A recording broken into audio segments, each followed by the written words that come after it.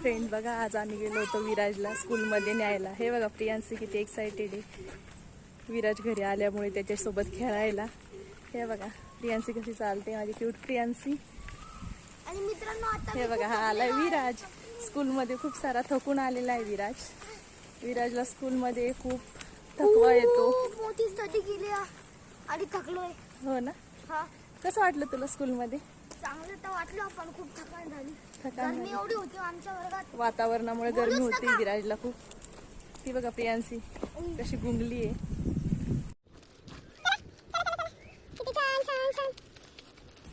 दीदी कशी पळते तू? तुडू तुडू पळते. आता मित्रांनो फायनली आम्ही घरी पोहोचणार होते. दीदी एवढं थकलोय